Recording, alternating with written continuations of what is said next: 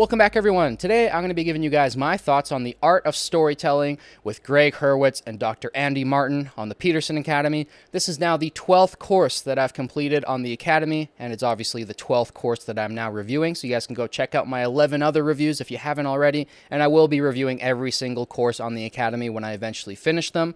So now I've finished the art of storytelling. I did it completely in one day. There was only 6 lectures, so it wasn't the hardest thing to do, but this course was very fun. Now, I think it's the weakest course that I've taken on the Academy so far, and I'll get into reasons for that in a second. First, I want to go through the synopsis on the Peterson Academy website, then we'll talk about my thoughts on the course and if I think it's worth it. Then we'll go over the lecture names, the quizzes, the recommended books, and then we'll wrap up for today. So the synopsis on the Peterson Academy website. In The Art of Storytelling, a 7-hour course, Greg Hurwitz and Dr. Andy Martin explore the art and craft of storytelling, investigating its mythological roots, archetypical structures, and the intimate relationship between writer and reader. They discuss the importance of pursuing one's passions, learning from failure, and drawing inspiration from personal experiences when crafting compelling narratives across various mediums, including novels and screenplays. The course examines the concept of mimesis, the interplay between death, psychology, and fiction, and techniques for writing suspenseful stories while navigating cultural sensitivities, and the potential impact of AI on the future of storytelling. So, that gives you guys kind of a general overview of what the course is about. Now, the reason I should probably address why I think it's the weakest course on the Academy so far. Now, that's not to say that it's a bad course. I still think this is a fantastic course. Maybe it just wasn't for me. Maybe you guys will find it super compelling, but myself, I don't really like this dynamic of interviewer and interviewee. It was the same thing for the Greatest Leaders of History for the Andrew Roberts course. I don't really like that style. I'd rather just the person talk to the audience.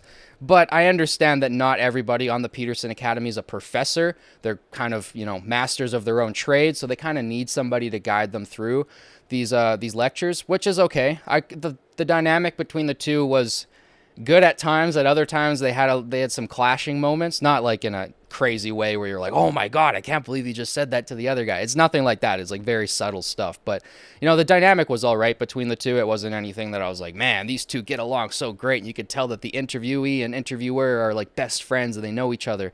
If there's a little bit of clash between them, but I thought Greg Hurwitz did a fantastic job of motivating people to write. That's one thing that I got out of this course is I'm incredibly motivated to get back into writing. I'm somebody who's been writing throughout my entire life. I love writing short stories, poems, song lyrics, novels. I'm currently working on a novel, and I need to get back to writing because I take too much time away from it to just like work and make these videos, and I don't set enough time specifically to writing each day, and that's one thing that Greg Hurwitz has motivated me to do. Now, the reason why I didn't like this course the most is because I'm actually familiar with Greg Hurwitz's writing.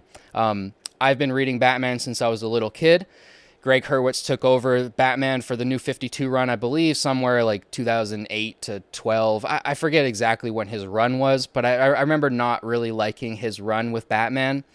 And the Penguin as well. I don't really like those Penguin comics myself, and I'm a huge Batman fan. That's like the one comic book character that I've consumed the most comics from. I've read almost everything Batman. Obviously, there's thousands and thousands of Batman comics out there, so there's tons that I haven't read, but I've read the main bulk of the Batman canon, and Greg Hurwitz's run on Batman I didn't really like. I didn't really like his run on Punisher either. I don't really like the Punisher comics as a whole, but also I didn't really like Greg Hurwitz's run on that. He also writes thrillers, which I don't really read. I've read sections from his novels. I actually haven't gone all the way through and read one of his novels from cover to cover, but I'm not really into thrillers. I like some of the greats like Carey and Harris, but for the most part, I'm more into reading psychology, history, theology, philosophy. I'm more into those subjects, the classics, obviously, but modern day thrillers just don't really do it for me.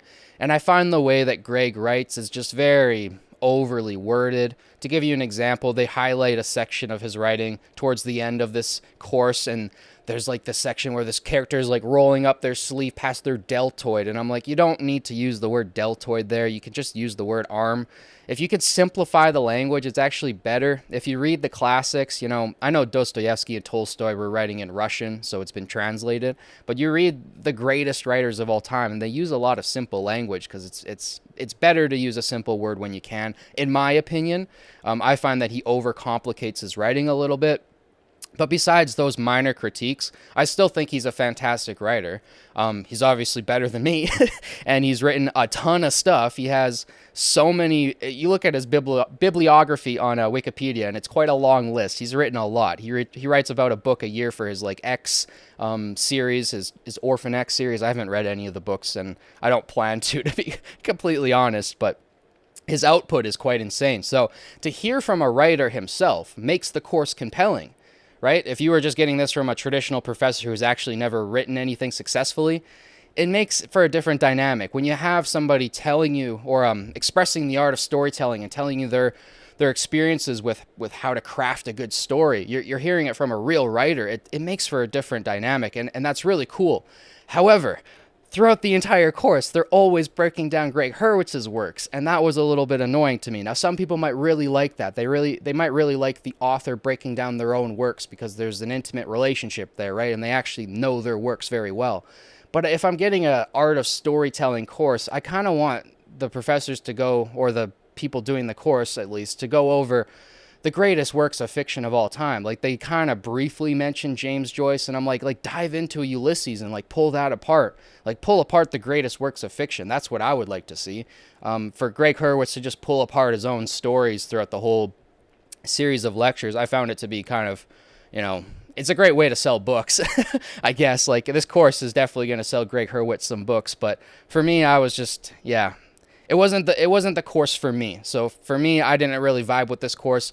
That being said, it might be somebody else's favorite course. So if you're really into writing, you want to become a novelist, maybe you want to become a thriller writer, just like Greg, this course might be perfect for you. You might get a lot out of it. Now, I found it incredibly pleasurable to listen through, hearing Greg's personal stories and stuff. It was a ease to listen through. There's a reason why I went through the whole course in one day, because it was fantastic. I actually liked the dynamic between the two of them for the most part, besides the little clashes here and there. If you guys watch the lectures, you'll see what I mean. But for the most part, I found this course to be fantastic. I didn't gain the most out of it. I got motivation to write, but that's about it. I didn't learn a ton. Most of the content that's taught in this course, I actually got from grade 12. So in that way, I kind of feel like this course is kind of in between high school and university in a way, because I also had a fantastic grade 12 teacher, so not everybody has this, but my English teacher in grade 12 was phenomenal, and he really pushed the love of reading and writing onto me.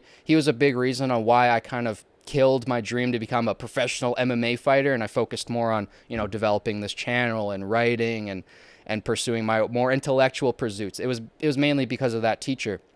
We also knew Tim Hague, the both of us, and, R.I.P. Tim Hague, so talking about that kind of took me down from wanting to become a professional martial arts fighter, a cage fighter. Yeah, dumb career path. I don't recommend it for anybody. But yeah, anyways, didn't learn a ton from this, but I had a lot of fun doing it. The quizzes were all right. If you're paying attention, you don't really need to take too many notes, so there's not too much to say about the quizzes. They're 10 questions each. I'll go over the names of each of the lectures real quick to give you guys a little bit of a better sense of what each of them covers. You guys can pause at any moment if you guys want to read these brief summaries, but the first lecture is Mythology and Passion.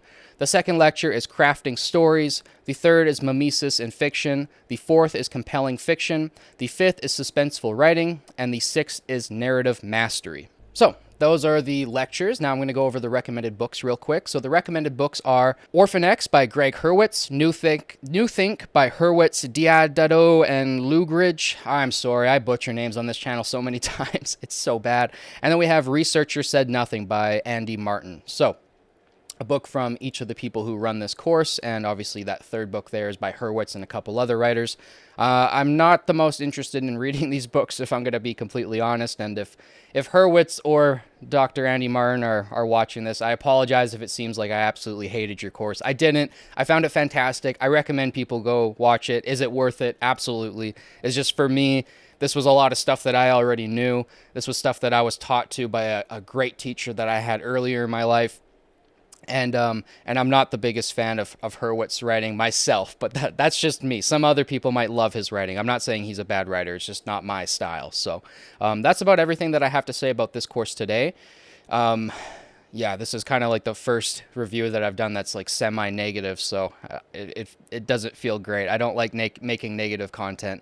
Um, I like things to be positive, but I have to be honest. This wasn't the course for me. This was probably the weakest course that I've taken, like I said so far. So, other than that, if you guys have any questions about this course, please let me know down in the comments.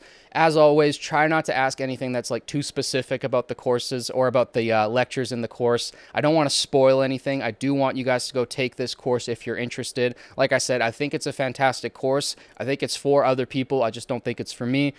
Don't forget to like, subscribe, share with your friends. It helps boost this channel and the algorithm. As always, thank you guys so much for watching. I'll catch you guys in the next one. Peace.